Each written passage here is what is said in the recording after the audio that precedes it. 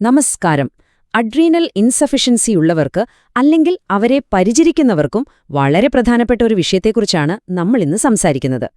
അസുഖം വരുമ്പോഴും മറ്റു സ്ട്രെസ് സാഹചര്യങ്ങളിലും എന്ത് ചെയ്യണം, എങ്ങനെ മരുന്നിന്റെ ഡോസ് ക്രമീകരിക്കണം എന്നതിനെക്കുറിച്ച് പലർക്കും സംശയങ്ങളുണ്ടാവാം. അതിനൊരു വ്യക്തത വരുത്തുകയാണ് നമ്മുടെ ലക്ഷ്യം. ബാംഗ്ലൂരിലെ ഡയപ്ലസ് എൻഡോക്രൈനോളജി ക്ലിനിക്കിലെ ഡോക്ടർ പ്രവീൺ രാമചന്ദ്രയുടെ പേഷ്യന്റ് എഡ്യൂക്കേഷൻ പ്രോട്ടോക്കോളിനെ അടിസ്ഥാനമാക്കിയാണ് നമ്മളിത് വിശദീകരിക്കുന്നത്. നമുക്ക് നേരെ വിഷയത്തിലേക്ക് കടക്കാം, അല്ലേ? എന്തുകൊണ്ടാണ് ഈ സ്ട്രെസ് ഡോസിംഗ് ഇത്ര പ്രധാനമാവുന്നത്? അതിന് നമ്മുടെ ശരീരം സാധാരണഗതിയിൽ എങ്ങനെയാണ് സ്ട്രെസ്സിനെ നേരിടുന്നത് എന്ന് നോക്കണം. നോക്കൂ, ആരോഗ്യമുള്ള ഒരാളുടെ ശരീരത്തില് ഒരു പനിയോ എന്തെങ്കിലും മുറിവോ ഒക്കെ ഉണ്ടായാൽ ശരീരം തന്നെ ഓട്ടോമാറ്റിക്കായി കോർട്ടിസോൾ എന്ന ഹോർമോൺ കൂടുതലുണ്ടാക്കും. ഇതൊരു സ്വാഭാവിക പ്രതിരോധം പോലെയാണ്. പക്ഷേ അഡ്രീനൽ ഇൻസഫിഷ്യൻസി ഉള്ള ഒരാളുടെ കാര്യത്തിൽ അങ്ങനെയല്ല. ശരീരത്തിന് ഈ അധിക കോർട്ടിസോൾ ഉണ്ടാക്കാൻ കഴിയില്ല. എന്തു ചെയ്യും? അവിടെയാണ് നമ്മൾ പുറത്തുനിന്ന് മരുന്നായിട്ട് അത് കൊടുക്കേണ്ടി വരുന്നത്. സുരക്ഷിതമായിരിക്കാൻ ഇത് അത്യാവശ്യമാണ്. ഈ കാര്യങ്ങൾ ശരിക്കും മനസ്സിലാക്കാനായി നമ്മൾ ഇതിനെ കുറച്ച് ഭാഗങ്ങളായി തിരിച്ചിട്ടുണ്ട്. ആദ്യം, എന്തിനാണ് ഈ സ്ട്രെസ് ഡോസിംഗ് ഇത്ര പ്രധാനപ്പെട്ടതാവുന്നതെന്ന് നോക്കും. പിന്നെ നിങ്ങളുടെ ദിവസേനയുള്ള സ്റ്റിറോയിഡ് ഡോസിന്റെ പ്രാധാന്യത്തെക്കുറിച്ച് സംസാരിക്കും. അതിനുശേഷം ഏറ്റവും പ്രധാനപ്പെട്ട ഭാഗം, അതായത് അസുഖം വരുമ്പോൾ ശ്രദ്ധിക്കേണ്ട കാര്യങ്ങൾ അല്ലെങ്കിൽ സിക്ക് ഡേ റൂൾസ്. ഒരു എമർജൻസി വന്നാൽ ഇഞ്ചക്ഷൻ എടുക്കേണ്ട രീതി, എല്ലാ ദിവസവും ശ്രദ്ധിക്കേണ്ട സുരക്ഷാ കാര്യങ്ങൾ, പിന്നെ അവസാനം ഓർത്തുവെക്കേണ്ട ഏറ്റവും പ്രധാനപ്പെട്ട കാര്യങ്ങൾ. ഇങ്ങനെ ഓരോന്നായി നമുക്ക് നോക്കാം. നമ്മുടെ ആദ്യത്തെ ഭാഗം, എന്തുകൊണ്ടാണ് ഈ സ്ട്രെസ് ഡോസിംഗ് ഇത്രയധികം പ്രാധാന്യമർഹിക്കുന്നത്? ഇതിന്റെ എല്ലാം അടിസ്ഥാനം ഒരു അഡ്രീനൽ ക്രൈസിസ് തടയുക എന്നതാണ്. സ്വാഭാവികമായും ഒരു ചോദ്യം വരും, എന്താണ് ഈ അഡ്രീനൽ ക്രൈസിസ്? അഡ്രീനൽ ക്രൈസിസ് എന്ന് പറഞ്ഞാല് ശാരീരികമായ ഒരു സ്ട്രെസ്, അതായത് ഒരു അസുഖമോ മറ്റോ വരുമ്പോൾ അതിനെ നേരിടാൻ ശരീരത്തിന് ആവശ്യത്തിന് കോർട്ടിസോൾ ഇല്ലാതെ വരുന്ന ഒരവസ്ഥയാണ്. ഇതൊരു ചെറിയ കാര്യമല്ല. ജീവന് തന്നെ അപകടകരമായേക്കാവുന്നൊരു മെഡിക്കൽ എമർജൻസിയാണ്. സിമ്പിളായി പറഞ്ഞാല് ശരീരത്തിന് വേണ്ട കോർട്ടിസോളും ശരീരത്തിലുള്ള കോർട്ടിസോളും തമ്മിലുള്ളൊരു വലിയ ഗ്യാപ്പ് വരുമ്പോഴാണ് ഈ പ്രതിസന്ധി ഉണ്ടാകുന്നത്. ഈ ക്രൈസിസ് ഒഴിവാക്കാനുള്ള ആദ്യത്തെ പടി എന്താണ്? അത് നിങ്ങളുടെ ദിവസേനയുള്ള മരുന്ന് കഴിക്കലാണ്. അതാണ് നമ്മുടെ സുരക്ഷയുടെ അടിത്തറ. ഇതാണ് ഏറ്റവും അടിസ്ഥാനപരമായ നിയമം. അസുഖമുള്ളപ്പോഴും ഇല്ലാത്തപ്പോഴും ഒരുപോലെ പാലിക്കേണ്ട നിയമം. ഒരു കാരണവശാലും ഡോക്ടറുടെ നിർദ്ദേശമില്ലാതെ സ്റ്റിറോയിഡ് മരുന്ന് പെട്ടെന്ന് നിർത്തരുത്. അതുപോലെ മനഃപൂർവ്വം ഒരു ഡോസ് പോലും വിട്ടുപോവാനും പാടില്ല. സ്ഥിരത വളരെ പ്രധാനമാണ്. ശരി, നിങ്ങൾ ദിവസേനയുള്ള മരുന്ന് കൃത്യമായി കഴിക്കുന്നുണ്ട്. ഇനി അസുഖം വന്നാൽ എന്തു ചെയ്യണം? അവിടെയാണ് സിക്ക് ഡേ റൂൾസ് വരുന്നത്. അതായത് എപ്പോൾ, എങ്ങനെയാണ് നിങ്ങളുടെ ഗുളികയുടെ ഡോസ് കൂട്ടേണ്ടത് എന്ന് നമുക്ക് നോക്കാം. ഇതാണ് എല്ലാവർക്കും വരുന്ന ഒരു പ്രധാന സംശയം. എനിക്കെപ്പോഴാണ് ഡോസ് കൂട്ടേണ്ടതെന്ന് ഞാൻ എങ്ങനെ അറിയും?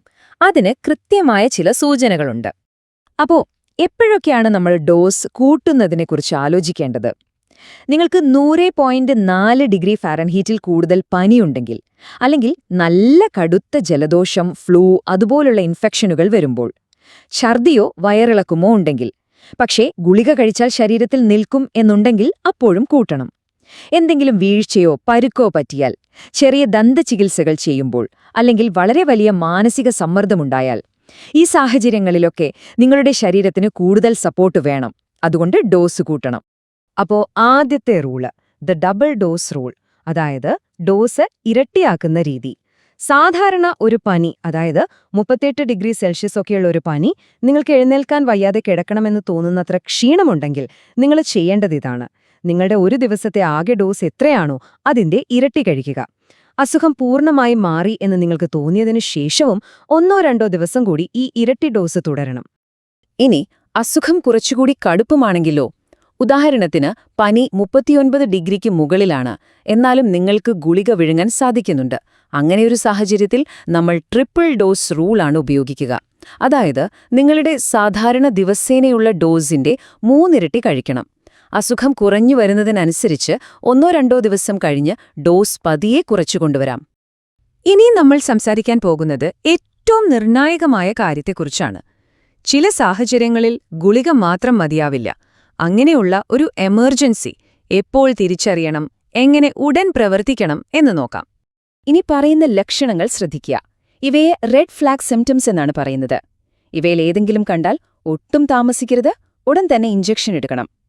നിങ്ങൾ സ്റ്റിറോയിഡ് ഗുളിക കഴിച്ചു, പക്ഷെ അത് ഛർദ്ദിച്ചുപോയി വേറൊന്നു കഴിച്ചിട്ടും ശരീരത്തിൽ നിൽക്കുന്നില്ലെങ്കിലും, നിർത്താതെയുള്ള ഛർദിയോ വയറിളക്കമോ ഉണ്ടെങ്കിലും, നിങ്ങൾക്ക് അതിയായ ക്ഷീണം, മയക്കം അല്ലെങ്കിൽ ഒരു കൺഫ്യൂഷൻ പോലെ തോന്നുന്നുണ്ടെങ്കിലും, എഴുന്നേറ്റ് നിൽക്കാൻ പറ്റുന്നില്ല അല്ലെങ്കിൽ കടുത്ത തലകറക്കമുണ്ടെങ്കിലും, കുഴഞ്ഞു വീഴുകയോ ബോധം പോവുകയോ ചെയ്താൽ, ഈ സാഹചര്യങ്ങളിൽ ഇഞ്ചക്ഷൻ എടുക്കുക എന്നത് മാത്രമാണ് വഴി. അപ്പോ അങ്ങനെ ഒരു എമർജൻസി വന്നാൽ ചെയ്യേണ്ട മൂന്നേ കാര്യങ്ങൾ. 1. എമർജൻസി ഇഞ്ചക്ഷൻ 100 മില്ലിഗ്രാം ഹൈഡ്രോകോർട്ടിസോൺ എടുക്കുക. 2. ഉടൻ തന്നെ ആംബുലൻസ് വിളിക്കുകയോ ആശുപത്രിയിലെ കാഷ്വാലിറ്റിയിലേക്ക് പോവുകയോ ചെയ്യുക. 3. നിങ്ങളുടെ കയ്യിലുള്ള സ്റ്റീറോയിഡ് എമർജൻസി കാർഡ് അവിടുത്തെ ആരോഗ്യപ്രവർത്തകരെ കാണിക്കുക. ഇഞ്ചക്ട് ചെയ്യുക, വിളിക്കുക, കാണിക്കുക. ഈ 3 സ്റ്റെപ്പുകൾ ഓർത്തുവെക്കുക. അഡ്രീനൽ ഇൻസഫിഷ്യൻസി ഉള്ളവർക്ക് സുരക്ഷ എന്ന് പറയുന്നത് തയ്യാറെടുപ്പാണ്. ഏത് സാഹചര്യത്തെയും നേരിടാൻ തയ്യാറായിരിക്കുക. അതിന് നമ്മൾ എല്ലാ ദിവസവും ചെയ്യേണ്ട ചില കാര്യങ്ങളുണ്ട്. ഇതൊരു ശീലമാക്കേണ്ട കാര്യങ്ങളാണ്. എപ്പോഴും നിങ്ങളുടെ കയ്യിൽ ഒരു സ്റ്റിറോയിഡ് എമർജൻസി കാർഡോ അല്ലെങ്കിൽ ഒരു മെഡിക്കൽ അലേർട്ട് ഐഡിയോ ഉണ്ടാവണം. വീട്ടിലും യാത്ര പോകുമ്പോഴും ഒരു എമർജൻസി ഇഞ്ചക്ഷൻ കിറ്റ് കരുതണം. ഏറ്റവും പ്രധാനമായി ആ കിറ്റ് എങ്ങനെ ഉപയോഗിക്കണമെന്ന് നിങ്ങളുടെ വീട്ടിലുള്ളവർക്കും അറിവുണ്ടായിരിക്കണം. കയ്യിൽ എപ്പോഴും കുറച്ചധികം സ്റ്റിറോയിഡ് ഗുളികകൾ വെക്കുക. ഇഞ്ചക്ഷന്റെ എക്സ്പയറി ഡേറ്റ് ഇടയ്ക്കിടെ ഒന്ന് ചെക്ക് ചെയ്യണം. പിന്നെ കൃത്യമായ ഇടവേളകളിൽ നിങ്ങളുടെ എൻഡോക്രൈനോളജിസ്റ്റിനെ പോയി കാണണം. ഈ ശീലങ്ങൾ നിങ്ങളെ എപ്പോഴും സുരക്ഷിതരാക്കും. നമ്മൾ ഒരുപാട് കാര്യങ്ങൾ സംസാരിച്ചു. ഇനി അവസാനിപ്പിക്കുന്നതിനു മുൻപ് ഇതിൽ നിന്ന് ഓർത്തുവെക്കേണ്ട ഏറ്റവും പ്രധാനപ്പെട്ട ഒരു കാരണവശാലും മറക്കാൻ പാടില്ലാത്ത ചില നിയമങ്ങൾ നമുക്കൊന്നുകൂടി ഉറപ്പിക്കാം. ഇതാണ് നമ്പർ 1 റൂൾ, ഏറ്റവും പ്രധാനപ്പെട്ട ആശയം. ഡോക്ടർ പ്രവീൺ രാമചന്ദ്രയുടെ പ്രോട്ടോക്കോളിൽ പറയുന്നത് പോലെ നിങ്ങൾക്ക് അസുഖം വരുമ്പോൾ സ്റ്റീറോയിഡ് നിർത്തുകയല്ല വേണ്ടത്, മറിച്ച് സാധാരണ കഴിക്കുന്നതിലും കൂടുതൽ കഴിക്കുകയാണ് വേണ്ടത്. കാരണം ആ സമയത്ത് ശരീരത്തിനത് കൂടുതൽ ആവശ്യമുണ്ട്. അപ്പോ എപ്പോഴാണ് എമർജൻസി എന്നെങ്ങനെ തിരിച്ചറിയും? നിങ്ങൾക്ക് ഗുളിക കഴിച്ചാൽ ശരീരത്തിൽ നിൽക്കുന്നില്ല, അതിയായ ക്ഷീണം തോന്നുന്നു, അല്ലെങ്കിൽ കുഴഞ്ഞു വീഴുന്നു. ഇങ്ങനെയൊരു സാഹചര്യം വന്നാൽ 1 സെക്കൻഡ് പോലും സംശയിച്ചു നിൽക്കരുത്. ഉടൻ തന്നെ എമർജൻസി ഇഞ്ചക്ഷൻ എടുക്കുക, നേരെ ആശുപത്രിയിലേക്ക് പോകുക. ഇതാണ് ചെയ്യേണ്ടത്.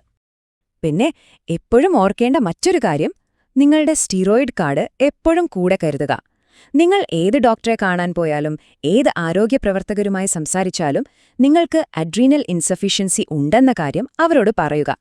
ഈ ഒരു ചെറിയ ആശയവിനിമയം നിങ്ങളുടെ ജീവൻ രക്ഷിച്ചേക്കാം. അപ്പോൾ നമ്മൾ ഇത്രയും കാര്യങ്ങൾ മനസ്സിലാക്കി. ഈ അറിവ് നിങ്ങൾക്കൊരു ശക്തിയാണ്.